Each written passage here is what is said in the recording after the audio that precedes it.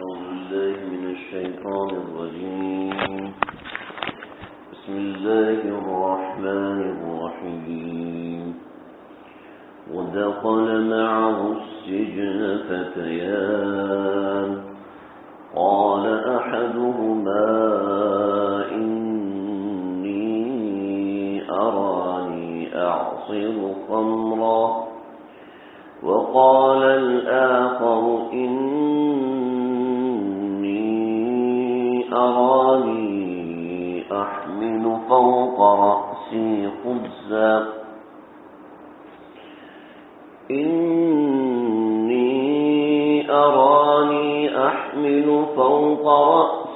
خبزا تأكل الطير منه نبئنا بتأويله إنا نراك من المحسنين.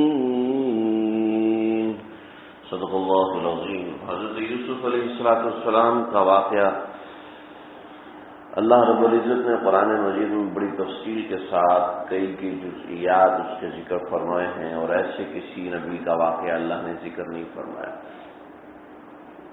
ہم یہاں تک پہنچے تھے کہ حضرت یوسف علیہ السلام پر حملہ کیا گیا اور انہیں گناہ پر مجبور کرنے کی کوشش کی گئی. حضرت یوسف علیہ السلام بچ گئے اور جو معاملات ہوئے میں تفصیل سے ذکر کر چکا ہوں. اللہ نے قرآن کے اندر انبیاء کے قصص اور واقعات صرف قصص بطور قصے کے طور پر نقل نہیں فرمائے، بلکہ اللہ نے اس کے اندر عبرت ہر زمانے کے اعتبار سے رکھی ہے، ہر وقت کے اعتبار سے رکھی ہے. چنانچہ یاد رکھیں حضرت یوسف علیہ السلام جن 3 تدابیر سے گناہ سے بچے تھے، انہی 3 تدابیر کی وجہ سے ہم گناہ سے بچ سکتے ہیں. ان 3 تدابیر کو اختیار کر کے کوئی بھی نوجوان ہے، اس کے سامنے کتنا بھی شیطانی ہتھ کنڈا ہے، وہ ان 3 تدابیر کو اختیار کر کے بچ سکتا ہے.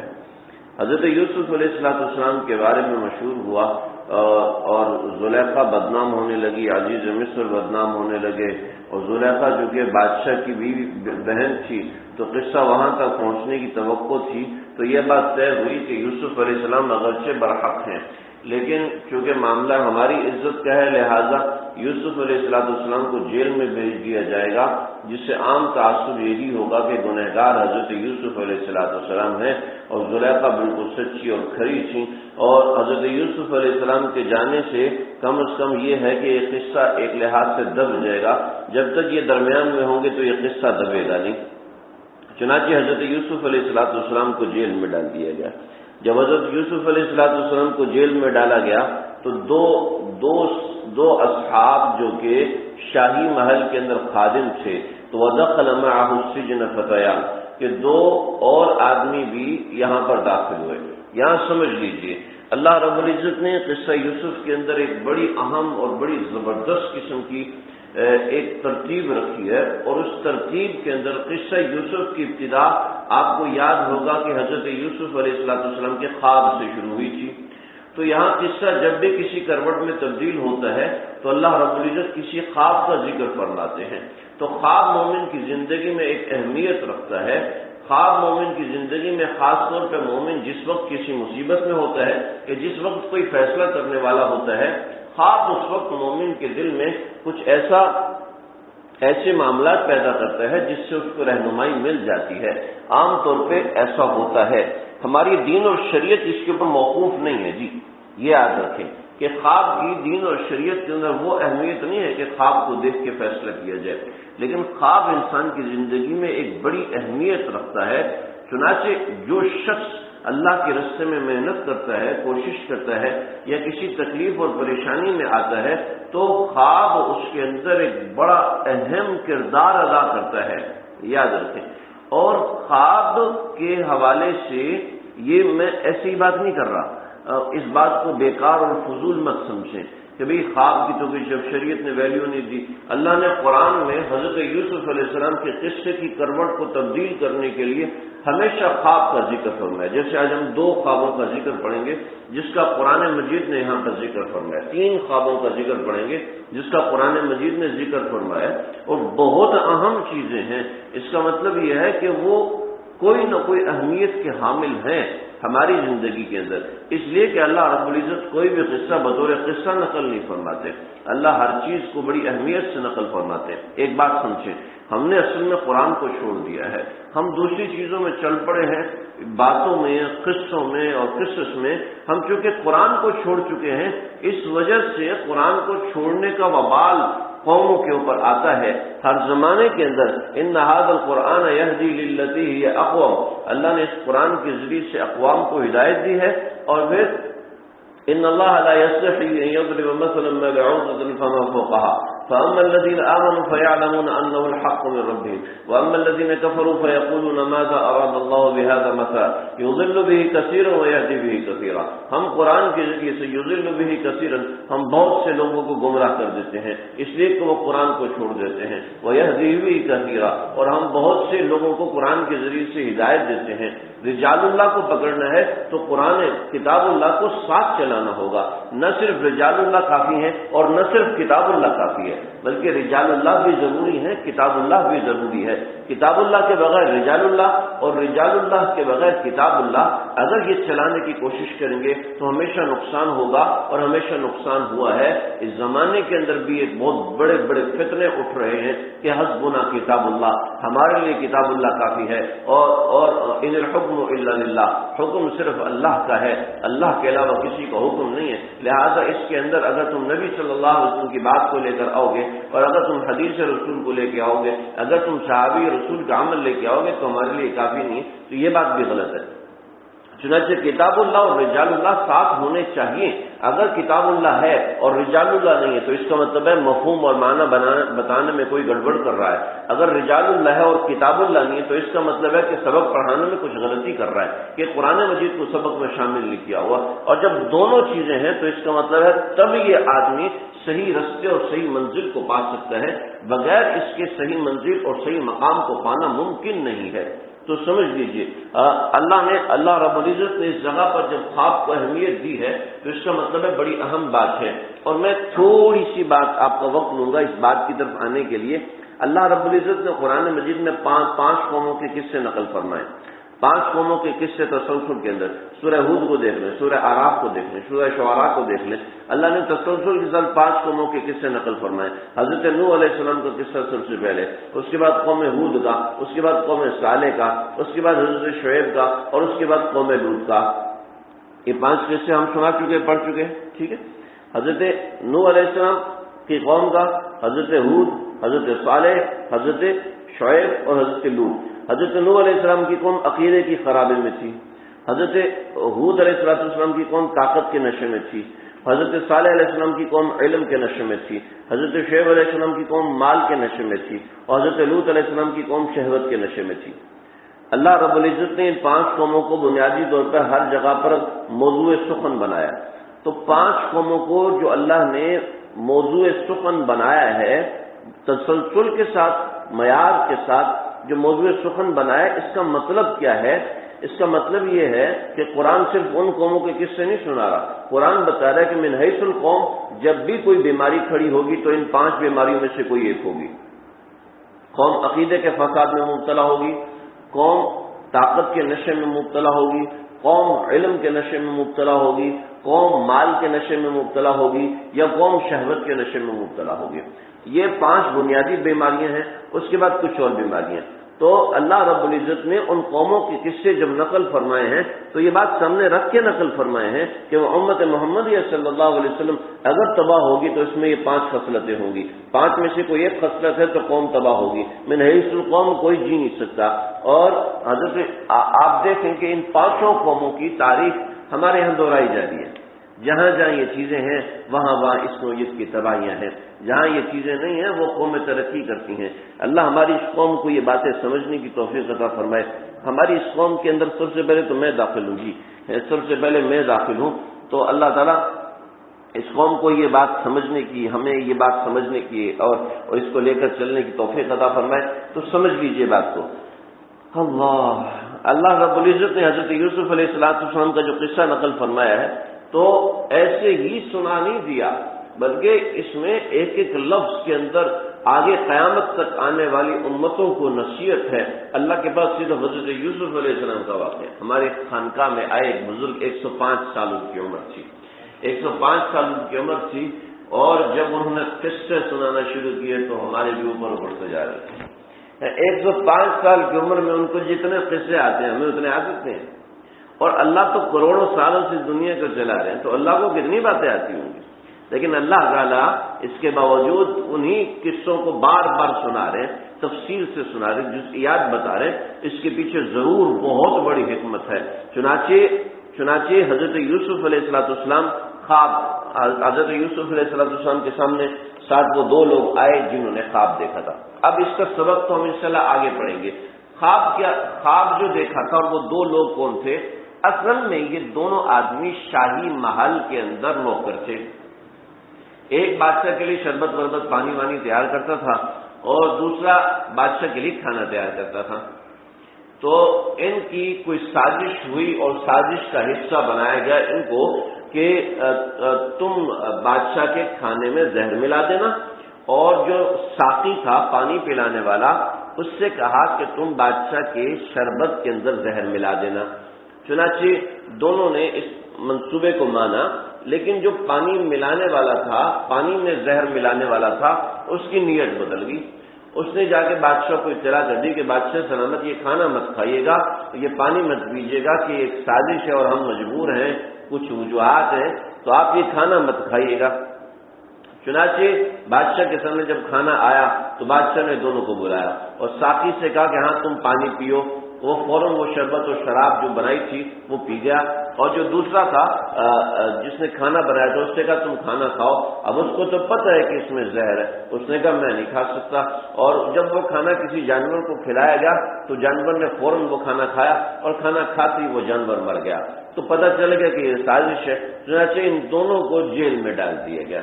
جب دونوں کو جیل میں ڈالا، اور حضرت یوسف علیہ السلام کے شور لازمی سنے ہوں گے، حضرت یوسف علیہ السلام جب جیل میں آئے تو ایک نے کہا قال احدهما انی ارانی اعصر خمرا، ایک نے کہا ہے کہ میں شراب نچوڑ رہا ہوں۔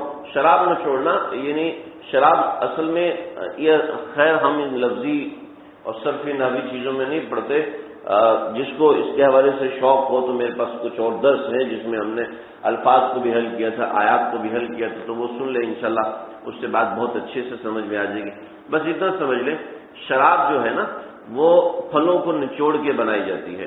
جیسے دو قسم کی شرابیں ہماری صاحب ہدایہ نے بتایا، دو قسم کی شرابیں، کدو کو اندر سے خالی کر لیتے ہیں اور اس کے اندر پانی ڈال دیتے ہیں، وہ پانی سڑ جاتا ہے، اس میں سے بدبو پیدا ہوتی ہے، جب وہ سڑ جاتا ہے بدبو پیدا ہوتی ہے تو وہ شراب بن جاتی ہے، اس میں سکر پیدا ہونا چاہتا ہے، نشہ پیدا ہونا شروع ہو جاتا ہے، تو وہ شراب ہوتی ہے۔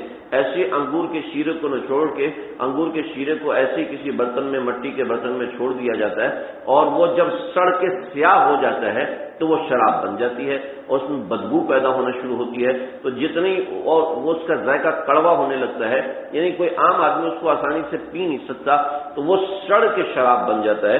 تو شراب تو اس انگور کے نچوڑنے کو تعبیر کیا شراب بنانے سے۔ وقال الآخر انی ارانی احمل فوق رأسی خبزا، اور دوسرے نے کہا میں نے اپنے سر پہ روٹی لا دی، تأکل الطیر منہ، اور اس میں سے پرندے کھا رہے تھے۔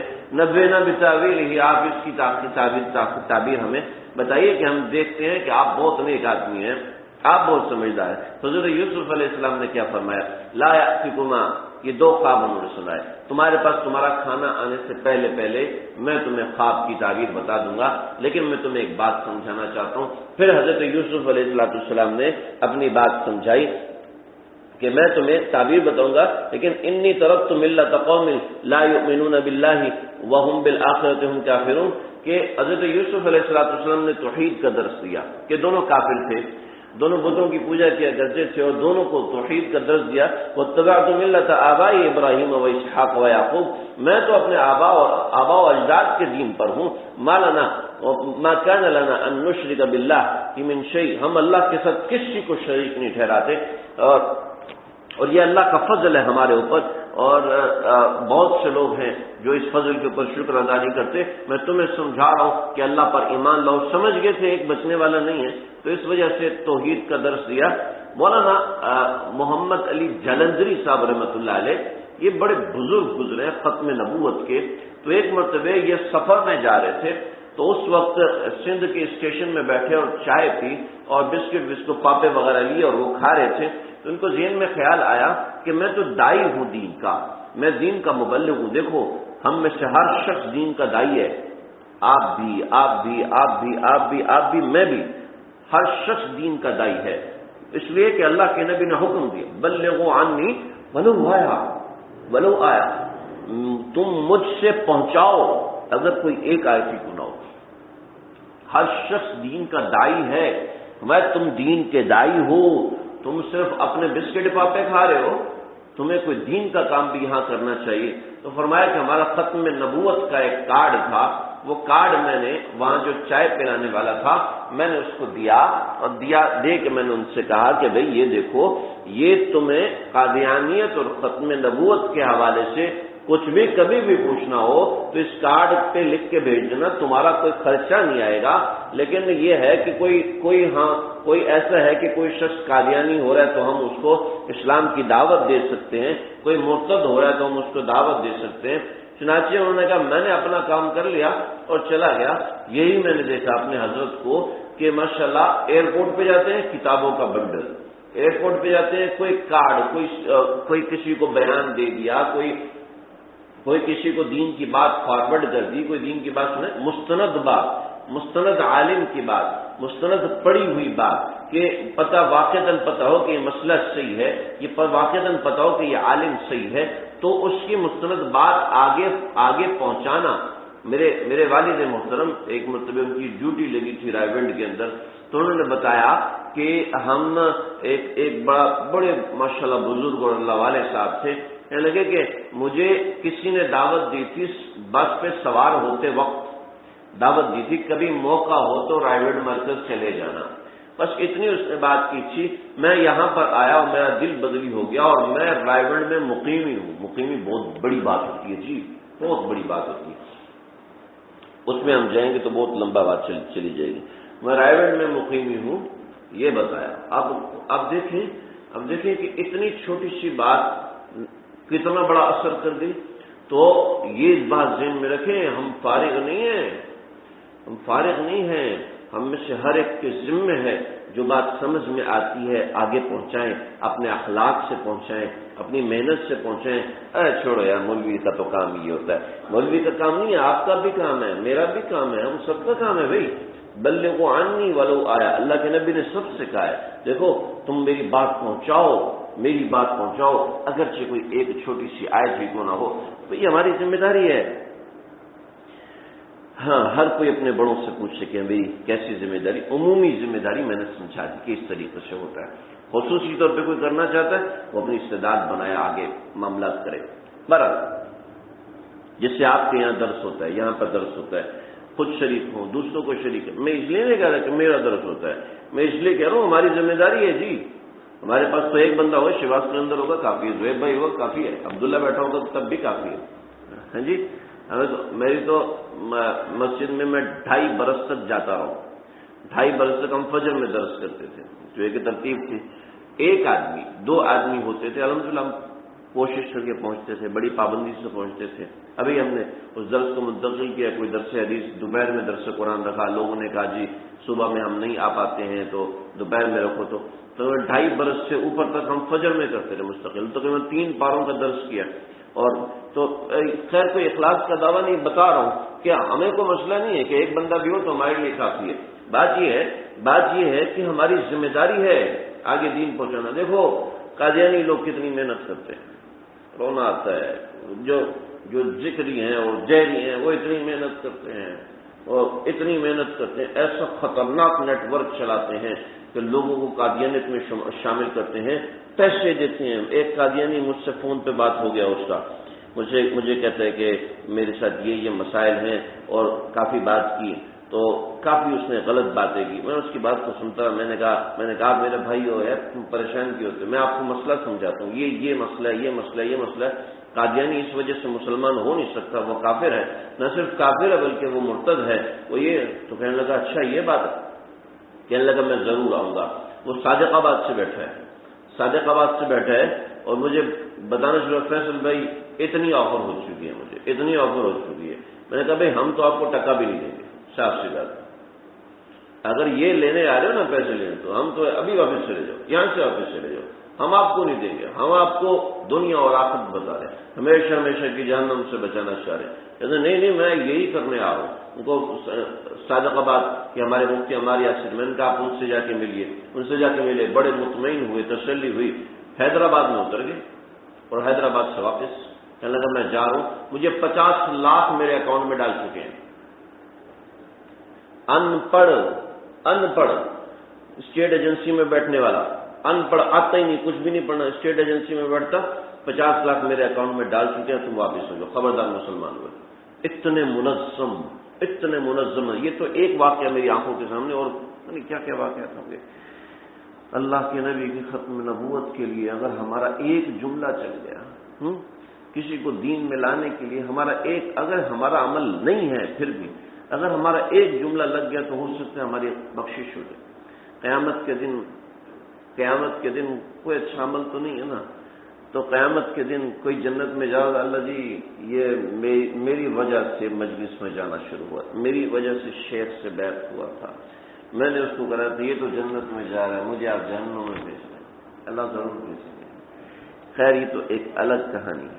میں بتا رہا تھا، مولانا محمد علی جلندری صاحب رحمۃ اللہ علیہ، انہوں نے کارڈ دیا، تو میں 10 سال کے بعد ہمیں وہ کارڈ وصول ہوا کہ میں ایک چائے والا ہوں، مجھے ایک مولوی صاحب نے یہ کارڈ دیا تھا، ہمارے علاقے میں قادیانیوں نے اپنے مبلغین بھیجے ہیں اور وہ اپنا کام کر رہے ہیں، آپ برائے مہربانی اپنے کوئی مبلغ بھیجیں۔ کہا کہ ہم نے یہاں سے مولانا عبدالشکور صاحب اور کچھ 4 علماء کا گروہ بنا کے بھیجا، تو کتنے لوگ قادیانی ہو گئے تھے، ہزاروں لوگ قادیانی ہو گئے تھے۔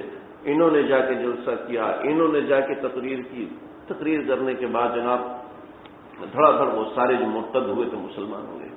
مولانا عبدالشکور صاحب کو کسی نے تار بھیجا کہ حضرت اس تاریخ کو آپ تشریف لائیں اور سیرت النبی کے حوالے سے آپ جلسہ کیجئے، ہمارے علاقے کی سپورٹ آپ کے ساتھ ہے۔ تو کہنے لگے ٹھیک ہے۔ اس زمانے میں ٹیلی فون وغیرہ تو نہیں ہوتے تھے نا، کہنے لگے ہم وہاں سے چلے، جب علاقے میں پہنچے تو انہوں نے ہمیں سفر کا خرچہ اور سب کچھ دیا کہ حضرت آپ واپس تشریف لے جائیں، ہمارے اوپر بڑا دباؤ ہے قادیانیوں کا، اگر ہم نے جلسہ کیا تو یہ قادیانی جو ہے وہ ایسا نقصان پہنچا دیں گے۔ مولانا عبدالشکور صاحب فرماتے میں چلا وہاں سے، میں نے کہا اس علاقے کا نامی گرامی ڈاکو کون ہے؟ کہ یہ انیس نامی ڈاکو، یہ جہانگیر نامی ڈاکو، مجھے نام سے یاد نہیں ہے، اللہ کمی بیش معاف فرمائے۔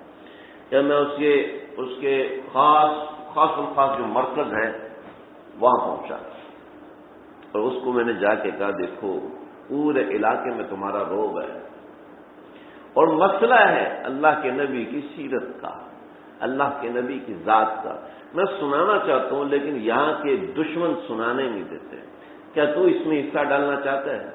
کہ مولوی صاحب ڈاکو تو ہوں لیکن نام لیوا ہوں محمد عربی صلی اللہ علیہ وسلم، میں پیچھے نہیں ہٹوں گا، آپ جلسہ کیجئے، اپنے نام سے گاڑی پہ اعلان لگا کے کہ میں اس کی حفاظت کروں گا، کوئی ہے جو ہل جائے۔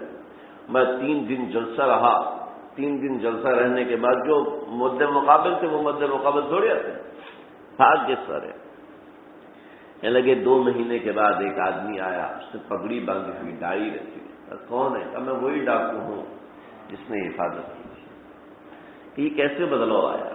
کہ جب میں چوکیداری کر کے واپس گیا ہوں تو مجھے ڈاکو کو اللہ کے نبی کی زیارت نصیب ہوئی، اور اللہ کے نبی نے کیا فرمایا مجھے یاد نہیں ہے، وہ الفاظ نقل نہیں کرنی چاہیے جو یاد، کہ اس کے بعد پھر زندگی بدلی ہو گئی۔ تو دیکھو حضرت یوسف علیہ السلام نے وہی کیا، حضرت یوسف علیہ السلام موقع ملا دین کی بات سنائے۔ دیکھو یہ توحید ہے اور وہ رسالت ہے، اس موضوع کی طرف نہیں جاتا۔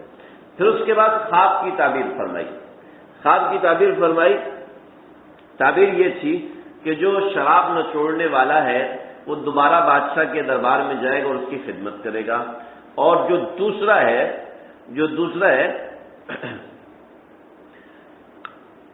دوسرا کیا کرے گا؟ دوسرا ایسا ہوگا کہ اس کو پھانسی لگ جائے گی، اور پھانسی لگنے کے بعد اس کے سر کے اوپر پرندے آئیں گے، اس کے گوشت کو نوچ نوچ کے کھائیں گے، یعنی نشانہ عبرت بن جائے گا۔ یا صاحبی السجن اما احدکما فیسقی ربہ خمرا، ایک بدستور اپنے بادشاہ کو پانی وغیرہ پلاتا رہے گا، واما الاخر فیسلب، اس کو پھانسی ہو جائے گی، فتأکل الطیر من رأسہ، اور اس کے سر سے پرندے کھاتے رہیں گے۔ قضی الامر الذی فیہ تستفتیان، وہ کہنے لگے ہم تو مذاق کر رہے تھے، ہم نے تو کوئی خواب دیکھا نہیں تھا۔ تو حضرت یوسف نے کہا کہ جب کسی اللہ کے نبی نے کوئی بات کر دی تو وہ ہو کے رہتی ہے، اس سے اوپر نیچے نہیں ہوگی۔ تو قضی الامر الذی فیہ تستفتیان، فیصلہ ویسے ہی ہو گیا، ہو جائے گا، کر دیا گیا، جس کا تم لوگوں نے سوال کیا۔ اب وہ سوال واقعاً حقیقت میں تھا یا نہیں تھا، اب وہ تمہارے سر پہ ہے۔ تو وقال للذی ظن انہ ناج منہما، تو سمجھے جس نے کسی کو خواب سنانا تو سچا خواب سنائے، اس لیے کہ خواب جو اصل خواب ہے وہ خواب اللہ کی طرف سے اشارہ ہوتا ہے۔ اگر غلط خواب سنایا تو اس کا مطلب ہے اللہ کی طرف سے اشارہ نہیں ہے، اپنے ذہن میں ایک اختراع بنائی ہے، اپنے ذہن سے سوچا اور وہ سوچا تو وہ خواب بن گیا۔ ایسے ہی وہ لوگ جو کہ تھوڑے سے نفسیاتی مریض ہوتے ہیں، ان کو جو خواب آتے ہیں وہ ان کو نہیں سنانے چاہیے کسی کو، اس لیے کہ نہ اس خواب کے اندر کوئی تبشیر ہوتی ہے اور نہ اس خواب میں کوئی انذار ہوتا ہے، یعنی نہ اس میں کوئی خوشخبری ہوتی ہے اور نہ اس میں کوئی ڈراوا ہوتا ہے۔ تو سمجھ لیں، پھر جس کے بارے میں یہ گمان تھا کہ یہ بچ جائے گا، حضرت یوسف علیہ السلام نے کہا کہ اذکرنی عند ربک، اپنے بادشاہ کے پاس میرا جو ہے وہ ذکر کر لینا۔ تو فانساہ الشیطان، شیطان نے اس کو بلا دیا۔ بعض روایت میں ایسی بات آتی ہے کہ حضرت یوسف علیہ السلام نے یہ جو کہا ہے تو یہ اللہ کو پسند نہیں آیا، لیکن میرا جو ذاتی خیال ہے کہ وہ کوئی ایسی تفسیر نہیں ہے، اس لیے کہ ہم کسی پیغمبر کے بارے میں ایسا نہیں سوچ سکتے، لیکن اگر وہ روایات تحقیق اور سچ اور حقائق پہ مبنی ہے تو ٹھیک ہے۔ پھر یہ ہے کہ اللہ رب العزت اپنے پیغمبروں کے ساتھ کچھ خاص معاملہ فرماتے ہیں، اور خاص معاملہ ایسا ہوتا ہے کہ ان کے جو عام اعمال ہوتے ہیں وہ دوسروں سے اللہ رب العزت منفرد رکھتے ہیں۔ چنانچہ فانساہ الشیطان، تو یہ اگر واقعتاً یہ اللہ کی طرف سے پکڑ ہوتی تو فانساہ اللہ ذکر ربی، اللہ یہ کہتے ہیں کہ اللہ نے اس کو بھلوا دیا، لیکن یہ فانساہ وہ شیطان نے اسے بلایا۔ اگر اللہ کو نہ پسند آیا ہوتا تو فانساہ اللہ ذکر ربی، اللہ اس کو بھلا دے، لیکن اللہ کو اس کا مطلب ہے اسباب اختیار کرنا پسند ہے۔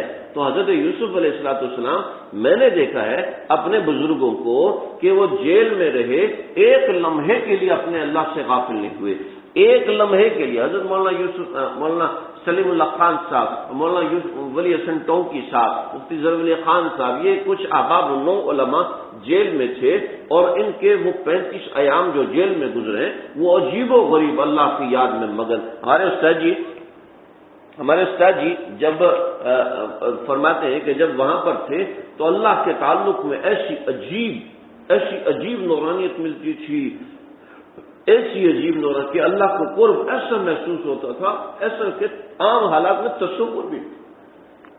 تو حضرت یوسف علیہ السلام اس قرب خاص میں ہے جس کی عام انسان سارے کے سارے مل جائیں اور سارے کے سارے مل کے اس کیفیت کو ایک بنائے تو کسی نبی کا ایک ذرہ نہیں ہو سکتا۔ حضرت یوسف کیسے اللہ کو بول سکتے ہیں؟ لیکن بہرحال اگر روایات بالکل برحق ہیں، صحیح ہیں، تو اس کی یہ تعویل ہو سکتی ہے۔ بہرحال ہم اس میں تفصیل میں نہیں جاتے، لیکن علماء نے اس بحث کو ذکر فرمایا ہے، تو دونوں طرف کی بحثیں صحیح ہو سکتی ہیں۔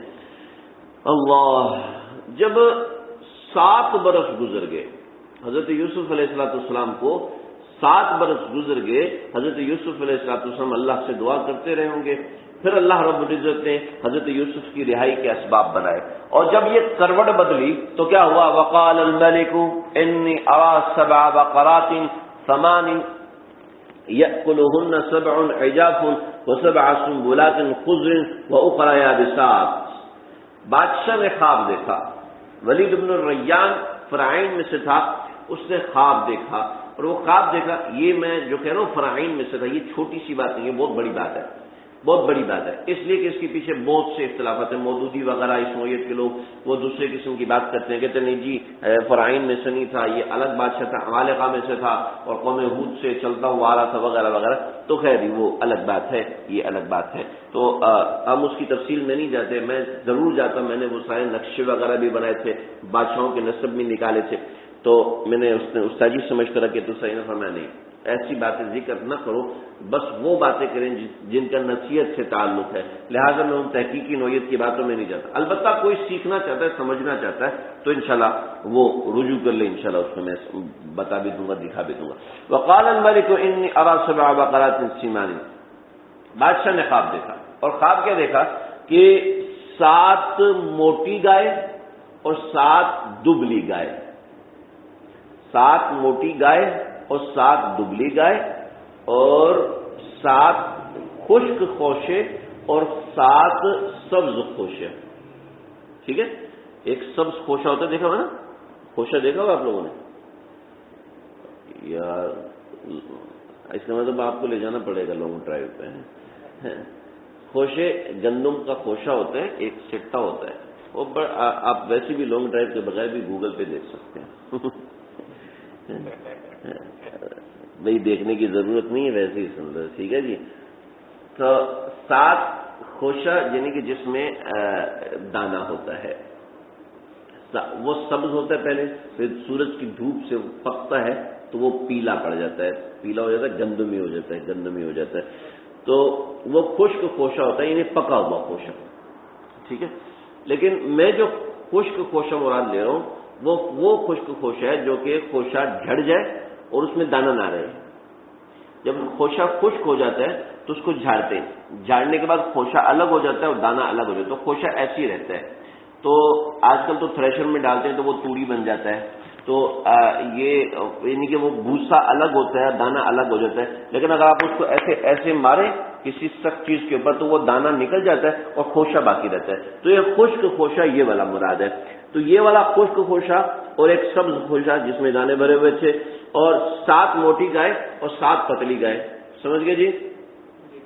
پتلی گائے سے مراد وہ گائے جو کہ مریل ہو گئی ہے، بھوک کی وجہ سے، بیماری کی وجہ سے مریل ہوگی۔ اب یہ دیکھا کہ اب دیکھیں گائے چارہ کھاتی ہے نا، آپ نے گائے کو کبھی گوشت کھاتے دیکھا؟ نہیں دیکھا، لیکن وہ خواب ایسا وحشت ناک تھا کہ ان پتلی گائے مریل گایوں نے موٹی گایوں کو منہ کے رستے کھانا شروع کیا، اور منہ کے رستے پوری نگلتے نگلتے نگلتے پوری گائے کو کھا گئی۔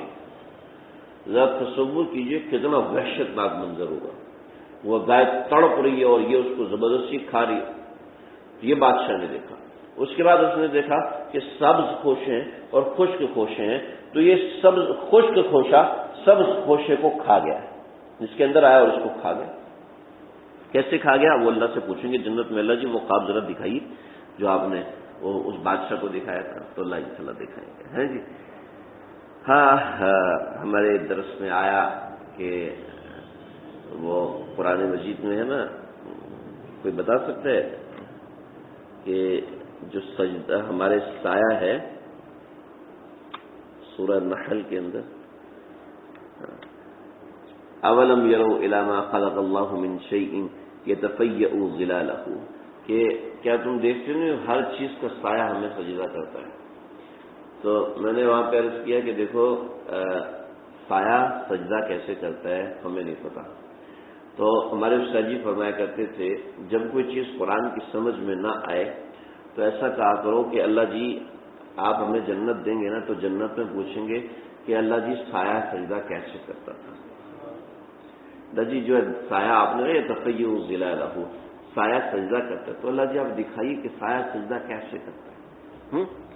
جو سایہ کا سجدے کا ترجمہ ہم یہ کہیں کہ مفتی اور فرما بردار تو وہ الگ بات ہے، لیکن یہ یتفیأ ظلالہ سجدہ کرنے کا ترجمہ ہے جو سجدہ کرنے کا ترجمہ تو سایہ ہمارا اللہ کو، جیسے یہ سایہ آصف بھائی کا سایہ ہے، ٹھیک ہے، میرا سایہ، اب یہ سایہ ادھر ہے تو یہ سجدہ کیسے کرے؟ تو اللہ دکھائیں گے کہ کیسے کرتا ہے۔ آج سائنسدان کہتے ہیں نا آکسیجن ہم کھاتے ہیں، آکسیجن اندر جاتی ہے، کاربن ڈائی آکسائڈ نکلتی ہے، سارے مانتے ہیں، کبھی کسی نے دیکھی ہے نکلتے ہوئے؟ کبھی کسی نے دیکھی آکسیجن اندر جاتے ہوئے؟ لیکن ساری دنیا مانتی ہے جی، ساری دنیا مانتی ہے۔ تو ہم بھی ایسے ہی مانتے ہیں، سایہ سجدہ کر رہے ہیں، لیکن ہم اللہ سے کہیں گے اللہ دکھاؤ تو صحیح۔ تو ایسے ہی وہ خواب کیا دیکھا تھا، انشاءاللہ اللہ سے کہیں گے اللہ دکھائیں گے۔ قرآن کی جو بات ایسی ہو کہ جو ہمیں معنی اور مطلب تو پتہ چل رہا ہے لیکن کیفیت پتہ نہیں چل رہی، تو انشاءاللہ اللہ دکھا دیں گے۔ ہاں، مزے کی بات بتاؤں، مزے کی بات بتاؤں، ہمارے استاد جی فرماتے تھے دیکھو اللہ سے رات دعا مانگ کے سو، ہم جب پڑھتے تھے نا اللہ سے رات دعا مانگ کے سو، جتنی صدقی نیت سے دعا مانگ کے سو گئے اللہ اسی نیت سے دکھا بھی دیں گے خواب میں۔ ایک طالب علم نے صحیح غزوہ احد اور ایسا نا، وہ پیچھے لگ گیا کہ جتنا تو قریب رہنا اتنا تو مجھے نہیں پتا، لیکن تو ایسا کر اللہ سے دعا مانگ کے سو جا، اللہ تجھے سارا غزوہ بدر دکھا دیں گے خواب میں کہ کیسے ہوا تھا، کہاں ہوا تھا، کیسے ہوا تھا۔ کیوں بھی اللہ قادر نہیں اس میں، اللہ بندے کی نیت کو دیکھتے ہیں، اور اللہ بندے سے بہت پیار کرتے ہیں، بہت پیار کرتے ہیں۔ کھلونا چاہیے بچے کو، باپ کے جیب میں پیسے نہیں ہیں، وہ بچے کی ضد کو دیکھ کے نا قرضہ لے کے بھی دیتا ہے، بچے سے پیار کرتا ہے نا وہ قرضہ لے کے بھی کرتا ہے جی، بچہ بیمار ہے پیسے نہیں ہے وہ قرضہ لے کے بھی کرتا ہے جی، ہے تو اللہ دکھائیں گے۔ خیر، جب یہ خواب دیکھا تو بڑا پریشان ہوا، اور پھر اس نے کہا کہ قال الملأ افتونی فی رؤیا، او بھائی ہیلو بتاؤ مجھے، اپنے درباریوں سے کہا کہ مجھے بتاؤ۔ تو قالوا اضغاث احلام، کہتے یہ تو اضغاث احلام ہے۔ اضغاث احلام کیا ہوتا ہے جی؟ پورا دن ایک چیز کو دیکھتے رہے، وہ چیز ہمارے لاشعور میں بیٹھ گئی۔ دیکھو بڑی اہم بات بتا رہا ہوں، وہ ہمارا ایک شعور ہوتا ہے اور ایک لاشعور ہوتا ہے، ٹھیک ہے جی؟ تھک تو نہیں گیا آپ لوگ جی؟ تھک تو نہیں گیا؟ ایک ہوتا ہے شعور، ایک ہوتا ہے لاشعور۔ سوئی چبے نا فوراً سی نکلتی ہے، سوچ کے نکلتی ہے، لیکن جب کسی سے ملتے ہیں ہاں السلام علیکم کیا حال ہے خیریت سے، اگر آپ اس سے اچھا ہے تو مسکرا کے ملتے ہیں، اب السلام علیکم یار پلہ ہی نہ پڑ جائے، سر پہ ہی نہ پڑ جائے، دل میں یہ سوچ رہتے ہیں، تو اس سے سلام کرنے کا انداز الگ ہوتا ہے نا جی؟ جس سے محبت ہوتی ہے اس سے سلام کرنے کا انداز الگ ہوتا ہے نا جی؟ ایسے ہی ہوتا ہے۔ یہ کیا ہوتا ہے؟ شعور سے ہوتا ہے، اور جب سوئی چبھتی ہے تو سی کا انداز سوچ کے نکالتے ہیں؟ نہیں جی، وہ خود ہی نکل آتا ہے۔ تو لاشعور ہوتا ہے، ایک شعور ہوتا ہے ایک لاشعور ہوتا ہے۔ لاشعور میں بچے کے ڈر بیٹھا دو نا، بلی کٹے گی تو بچہ بلی کو دیکھ کے ڈر جاتا ہے، کیونکہ اس کے لاشعور میں بلی کا ڈر بیٹھا ہوا ہے، اور بچے کہتے ہیں نا بلی کچھ نہیں کر سکتی بیٹا، کوئی مسئلہ نہیں، تو بلی کو اٹھا کے گھومے گا، اس کو کوئی مسئلہ ہی نہیں ہوگا۔ ٹھیک، ہمارے ذہن میں سانپ کا ڈر بیٹھا ہوا نا، دنیا میں بے شمار علاقے ایسے ہیں جہاں لوگ پیٹ کے طور پہ سانپ کو استعمال کرتے ہیں، پیٹنگ کرتے ہیں سانپ کی۔ میں نے ایک ای میل آیا تو میں نے اس پہ جواب دیا painting is forbidden, painting is not forbidden نا، تو مجھے کہنے لگا مولوی صاحب تم نے لکھ تو دیے پیٹنگ از ناٹ فاربیڈن، تو لوگ سانپ پالیں گے، کچھوے پالیں گے، بچھو پالیں گے، کیا کرے گا؟ میں نے کہا یار یہ تو بڑا اہم مسئلہ ہے۔ تو وہ جس نے سوال لکھا تھا اس نے کہا تھا بلی کی پیٹنگ کرنا کیسے ہے، جائز ہے ناجائز ہے؟ تو اس کے اوپر ہم ان کو لکھ رہے تھے حرام تو نہیں ہے لیکن گندگی مچاتی ہے، نقصان دیتی ہے، بیماریاں لگتی ہیں، اللہ نے جانوروں کا مزاج الگ بنایا، انسانوں کا مزاج الگ بنایا، تو ہر انسان کا ایسے معاملات الگ۔ میں بہت دور نکل گیا۔ تو کہنے لگے جی جو ہم چیز سوچتے ہیں نا وہ ہمارے ذہن میں بیٹھ جاتی ہے، تو جو ذہن میں بیٹھی ہوتی ہے یہ لاشعور ہوتا ہے۔ اب جب انسان سوتا ہے تو سونے میں انسان کا شعور کمزور پڑ جاتا ہے اور لاشعور طاقتور ہو جاتا ہے۔ لاشعور کی طاقت اتنی ہے، شعور کی طاقت اتنی ہے، ٹھیک ہے، اتنی ہے شعور کی طاقت، یعنی کئی درجے اوپر ہے۔ تو جب انسان سوتا ہے تو شعور کی طاقت کبھی اتنی ہوتی ہے، کبھی اتنی ہوتی ہے، کبھی اتنی ہوتی ہے۔ تو جب انسان بہت گہری نیند میں ہوتا ہے تو اس کی شعور کی طاقت بہت نیچے ہو جاتی ہے، لاشعور اوپر آ جاتا ہے۔ تو جب ایسی کیفیت ہوتی ہے، لاشعور اوپر آ جاتا ہے، تو وہ ایسے خواب دکھاتا ہے کہ جو دن میں انسان نے سوچا ہوتا ہے. تو ایسا خواب جب آتا ہے، خوابوں کی بہت سی قسمیں، ان میں سے ایک قسم یہ ہے، ٹھیک ہے، اور بھی چیزیں ہوتی ہیں اور بھی انسان کی روح نکل جاتی ہے، جیسے دوسری احادیث میں ہے. میں اشارہ اس لیے دے رہا ہوں کہ آپ کو کوئی حدیث سنائے تو آپ یہ نہ کہ یار ہم نے تو قرآن میں یہ سنا، تم کون سی حدیث سنا رہے ہو. تو اب یہ جب لاشعور انسان کے مزاج پہ غالب آ جاتا ہے تو اس کو کہتے ہیں اضغاث احلام. ٹھیک ہے جی، اس کو کہتے ہیں جی اضغاث احلام. ایسے خواب کی تعبیر نہیں ہوتی. بطور مثال ایک خواب آیا جس میں کوئی ایسا جانور دیکھ لیا جو کاٹ رہا ہے، ڈر گیا. اب کیا ہوتا ہے، سوتا ہے پھر ڈر، ہوئی خواب آیا، پھر تھوڑی دیر بعد پھر ڈر، ہوئی خواب آیا. تو اب پریشان لوگ یہ ہوتے ہیں کہ ایک خواب میں نے 4 دفعہ دیکھا ہے، ایک خواب میں ہر 2 ہفتے کے بعد دیکھتا ہوں یا دیکھتی ہوں، ایک خواب میں ہر مہینے میں 2-3 دفعہ لازمی دیکھتا ہوں یا دیکھتی ہوں. تو کیا مطلب ہے؟ یہ مطلب یہ ہے کہ وہ خواب آپ کے دماغ میں بیٹھ گیا. جب خواب دماغ میں بیٹھ گیا تو جیسے آپ کو شعور کم ہوا، لاشعور نے دوبارہ وہ خواب دکھا دیا. تو آپ کے ذہن میں اس کا ڈر بیٹھا ہوا ہے یا آپ کے ذہن میں اس کی طلب بیٹھی ہے، اس وجہ سے وہ خواب بار بار آ رہا ہے. اس کی کوئی تعبیر نہیں ہوتی. سمجھے جی؟ سمجھ میں آ گئی بات؟ اچھا، یہ ہنس رہے ہیں تو اس کے پیچھے کوئی کہانی ہے.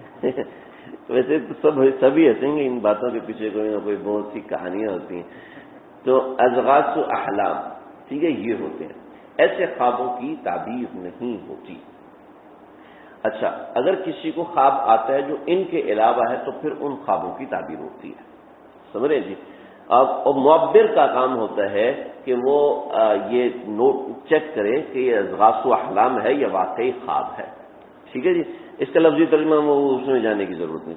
وما نحن بتحویل الاحلام بعالمین، اضغاث احلام کی تعبیر تو ہمیں نہیں پتہ جی، ہم نہیں جانتے.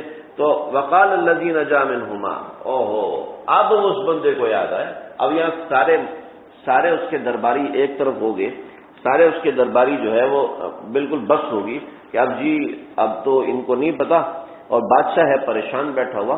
بادشاہ جو ہوتے ہیں نا وہ ایسے کچے پکے لوگ نہیں بادشاہ بنتے.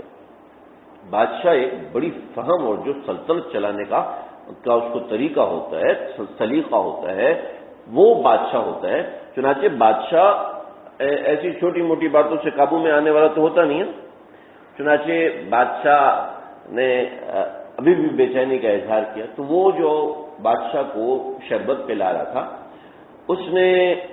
اس کو یاد آ گیا. کہنے لگے کہ یہ تو سارے معبر پیسے کھانے والے ہیں، اور وہ جو معبر جیل میں بیٹھا ہے اور جو اللہ نے اس کو صلاحیت دی ہے، جو بادشاہوں کے ساتھ رہتے ہیں، جو بڑوں کے ساتھ رہتے ہیں، ان کو پتہ چل جاتا ہے کس بندے میں صلاحیت ہے اور کون بندہ صرف پکھنڈ بازی کر رہا ہے. کھنڈ بازی ہماری پنجابی زبان کا لفظ ہے، ڈرامے بازی کر رہے ہیں، آتا جاتا کچھ نہیں، بس اوپر سے بنا ہوا ہے. اللہ ہمیں ایسا ہونے سے بچائے جی. اللہ اللہ. وقال الذی نجا منہما، ان دونوں میں جو بندہ بچا تھا نا تو وذکر بعد امۃ، تو اس کو سمجھ میں آیا کہ انا انبئکم بتأویل فارسلون، مجھے جانے دیں، میں آپ کا یہ خواب اس کی تعبیر نکال کے لاتا ہوں. پھر آئے اور خواب دوبارہ سنایا. قرآن مجید میں تو گزر چکا نا، خواب دوبارہ سنانے کی کیا ضرورت تھی؟ یہ ضرورت ہے کہ خواب جس کو سنایا جائے صحیح خواب سنایا جائے. میں بیٹھا تھا حضرت مفتی ظفر علی خان صاحب کے پاس، ٹھیک ہے، مفتی ظفر علی خان صاحب کے پاس بیٹھا ہوا تھا. وہ مفتی ظفر علی خان صاحب ماشاءاللہ خواب کی تعبیر میں ماہر ہیں. ہمارے ماشاءاللہ تقریباً سارے علماء ماہر ہوتے ہیں. تو ان کو کسی نے فون آیا ان کے پاس، تو کہنے لگے حضرت میں نے خواب، فرمایا کہ کب خواب دیکھا تھا؟ حضرت 2 مہینہ پہلے. کہ تجھے بھی خواب یاد آ رہا ہے؟ فوراً بن گئے، فون رہ بھی. پھر دوبارہ فون کیا، ہمارا وقت کیوں ضائع کرتے؟ 2 مہینے کے بعد آج تمہیں خواب یاد آ رہا ہے؟ اگر اتنا اہم خواب تھا تو فوراً سنانا چاہیے تھا.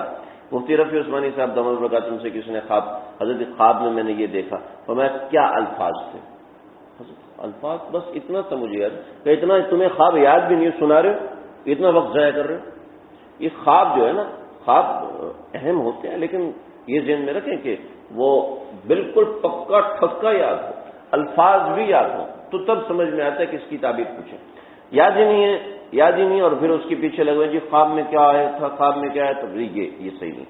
اللہ رب العزت نے دوبارہ خواب سنا، افتنا فی سبع بقرات سمان یأکلہن سبع عجاف وسبع سنبلات خضر واخرى یابسات، وہی الفاظ اللہ نے یہاں نقل کیے۔ کیا بتانا چاہتے ہیں؟ خواب وہ اہم ہے جو آپ کو صحیح سے یاد رہے، ورنہ لعلی ارجع الی الناس لعلہم یعلمون۔ حضرت یوسف علیہ السلام نے تعبیر بتائی، اس کے ساتھ ایک نیا باب کھلتا ہے جو آج کل کے نوجوان جو پڑھنے والے ہیں، کہیں اپلائی کرنے والے ہیں، کسی جگہ نوکری کرنے والے ہیں، کسی جگہ اپنی صلاحیتیں بتانے والے ہیں، ان کے لیے بڑا اہم ہے۔ پھر کسی مشکل سے نکلتے وقت اصول کیا ہوتے ہیں، حضرت یوسف علیہ السلام نے وہ اصول مرتب کیے آقا صلی اللہ علیہ وسلم کی احادیث کی روشنی میں، وہ تقریباً تمام مضامین ہیں، تو وہ ہم انشاءاللہ اس کو آئندہ ذکر کریں گے۔ آج جو ہم نے پڑھا ہے وہ یہ حضرت یوسف علیہ السلام جیل میں تشریف لائے، اور جیل میں حضرت یوسف علیہ السلام کا کردار اتنا صاف ستھرا اور پاکیزہ تھا کہ وہاں کے لوگ حضرت یوسف علیہ السلام سے بہت متاثر تھے۔ وہ حالات میں نے آپ حضرات کی گوش گزار نہیں کیے کہ اس میں بہت تفصیل ہے، بس ایک واقعہ سناتا ہوں کہ جو جیل کا سپرڈنٹ تھا اس نے کہا کہ مجھے آپ سے بہت محبت ہے، جیل میں ہر طرح کی سہولت میں آپ کو میسر کروں گا، بس باہر نہیں آپ کو نکال سکتا، اس کے لیے آپ مجھے معاف فرما دیں۔ حضرت یوسف علیہ السلام فرمایا نہیں، مجھ سے محبت نہ کرو، کہ اس لیے کہ مجھے محبت ہضم نہیں ہوتی۔ بچپن میں میری خالہ نے مجھ سے محبت کی، چوری کا الزام لگا دیا، ابا نے محبت کی تو بھائیوں نے مجھے کنویں میں ڈال دیا، پھر زلیخا نے مجھ سے محبت کی، آج میں جیل میں جل رہا ہوں، آج میں جیل میں پڑا ہوا ہوں، اب تم مجھے محبت کرو گے تو کہ ایسا نہ ہو کہ میں پھانسی تک چلا جاؤں۔ تو لوگ جیل کے لوگ دیکھیں، ایک اللہ والا اور بزرگ کے ساتھ رہ کرنا انسان کو سمجھ میں آ جاتی ہے کہ مجھے اس کی قدر کرنی ہے، اور اس کے سامنے انسان کی کیا حالت ہوتی ہے۔ جو لوگ اللہ والوں کے پاس گئے ہیں نا، وہ سمجھ سکتے ہیں کہ اللہ والوں کے پاس بیٹھنے سے، اللہ والوں کے پاس رہنے سے قلب کی کیا حالت ہوتی ہے۔ ہاں، کچھ لوگ ایسے بھی ہوتے ہیں جو اللہ والوں کے پاس جاتے ہیں، اعتراض کر کے آ جاتے ہیں، ان سے لڑائی اور جھگڑا کر کے آ جاتے ہیں، میں ان کی بات نہیں کر رہا، جو واقعتاً صاحب دل ہوتے ہیں، جو اپنے دل کو اللہ والوں کے ہاں پیش کرتے ہیں، ان کی بات کر رہا ہوں۔ تو حضرت یوسف علیہ السلام جب جیل میں آئے ہوں گے تو کیا حال کر دیا ہوگا، کیا حال کیا ہوگا۔ ایک تو اللہ والا، دوسرا اللہ کا پیارا نبی، تیسرا اللہ کا وہ برگزیدہ پیغمبر کہ جس کو اللہ اتنا پسند کرتے ہیں کہ قرآن میں پوری سورت ڈال دی، اللہ کتنا پسند کرتے ہیں، اللہ اکبر۔ تو وہ جب جیل میں آئے ہوں گے تو جیل کو کیا کر دیا ہوگا، کیا نورانیت جیل میں ہوگی۔ مولانا عطا اللہ شاہ بخاری صاحب رحمۃ اللہ علیہ ان کو جیل میں بند کیا، صبح فجر کی نماز جیل میں پڑھاتے، پھر فجر کے بعد بیٹھ کے تلاوت فرمایا کرتے تھے۔ تو انگریز نے عدالت میں مقدمہ دائر کر دیا، عطا اللہ شاہ بخاری کو اس جیل سے نکال دیا جائے، اگر یہ جیل میں رہے تو میری بیوی مسلمان ہو جائے گی اور وہ سب کو مسلمان کر دے گی، اگر یہ مزید جیل میں رہا تو یہ ساری جیل کو مسلمان کر دے گا۔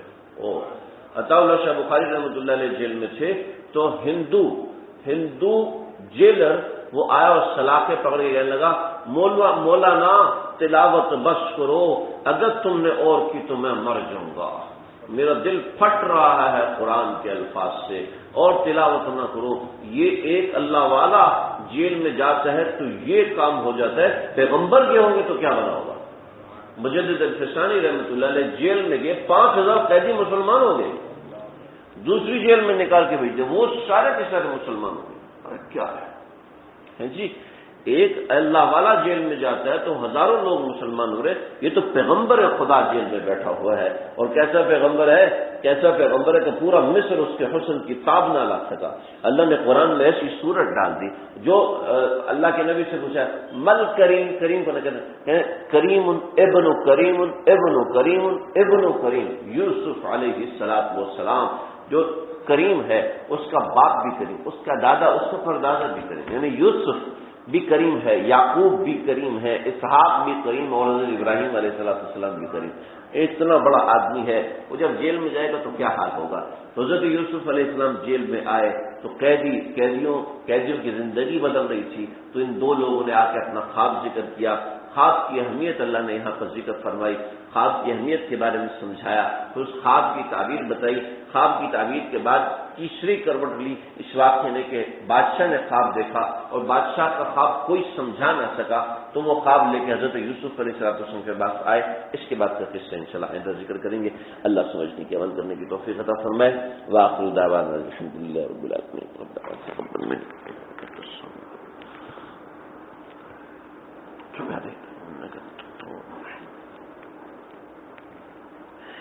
بسم اللہ الرحمن الرحیم، الحمد للہ رب العالمین، والصلاة والسلام علی اشرف الانبیاء اکرم الانبیاء والمرسلین۔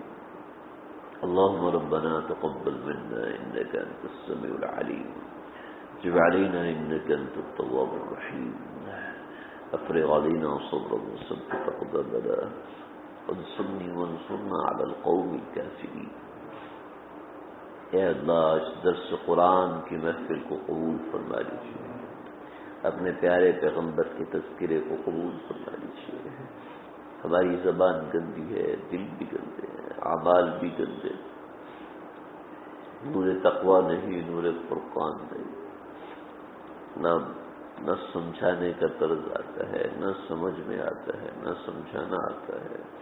اے اللہ، بس جو اپنے بڑوں کی سنی باتیں ہیں نقل کر لیتے ہیں، اللہ قبول فرما لیجیے، آنے والوں کو قبول فرما لیجیے، بیٹھنے والوں کو قبول فرما لیجیے۔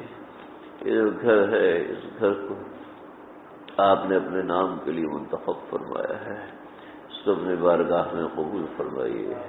اس گھر کے رہنے والوں کے اوپر اپنی رحمت خاصہ نازل فرمائیے، اپنی رحمت خاصہ نازل فرمائیے۔ اے اللہ، اس کی برکتوں کو پورے محلے میں، پورے علاقے میں، اے اللہ ہر چپے اور ہر کونے میں عام اور تام فرما دیجیے۔ اے مولا کریم، اس درس کو، یہاں بیٹھنے کو اپنے بارگاہ میں قبول فرمائیے، ہماری مغفرت کا ذریعہ بنائیے، بیماریوں کو دور کرنے کا ذریعہ بنائیے، رزق میں خوشحالی کا ذریعہ بنائیے، تکالیف کو دور کرنے کا ذریعہ بنائیے، پریشانیوں کو دور کرنے کا ذریعہ بنائیے۔ جو مصیبتیں زمین سے نکلی، جو مصیبتیں آسمان سے نازل ہوئی، اللہ ہر مصیبت سے بچائیے، ہر تکلیف سے بچائیے۔ اے اللہ یہاں تیرا نام لیا جاتا ہے، تجھے وہ جگہ جہاں تیرا نام لیا جاتا ہے بہت پسند ہے، بہت پسند ہے۔ اے اللہ، تو اپنے پیاروں کو تکلیفیں دے کے آزماتا ہے، لیکن اے اللہ یہاں ہم لوگوں میں تکلیف سہنے کا مادہ نہیں ہے، اللہ تکلیف سہنے کا مادہ نہیں ہے۔